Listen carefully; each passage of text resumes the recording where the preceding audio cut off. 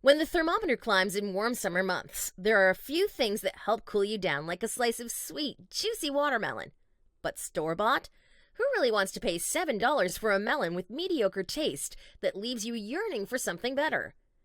Growing your own can leave you with fruit that tastes so superior. But what about your beautifully manicured lawn? There's no space to put in a garden, especially for watermelon plants that grow huge vines. With these tips, though, it's possible to grow delicious sweet watermelons in containers on your patio or balcony. 1. Container size. Start with a 5-gallon bucket or larger. Watermelons have long tap roots and need plenty of room to stretch out in the container. A bucket at least 2 feet deep is best. 2. Drainage holes. Nobody likes to be waterlogged, and the roots of your watermelon are no exception. Make sure the container has plenty of holes drilled in the bottom to allow excess water to drain. 3. Potting soil. Fill the container with potting soil or a soilless mix bought from a garden center. Garden soil or topsoil will compact easily, making it difficult for watermelons to grow. 4. Vine support. Watermelon plants need a lot of space to grow. If you give them a trellis to climb and train the plants to do so, you can control their footprint.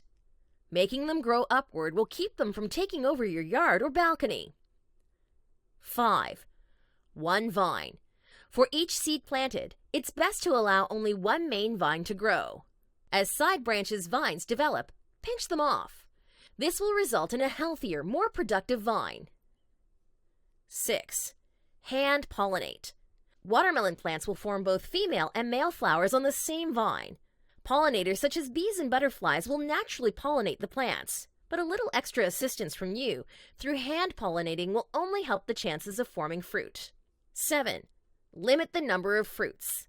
A plant can take in only so many nutrients from the potting soil. More fruits means these nutrients are divided, resulting in each fruit receiving less.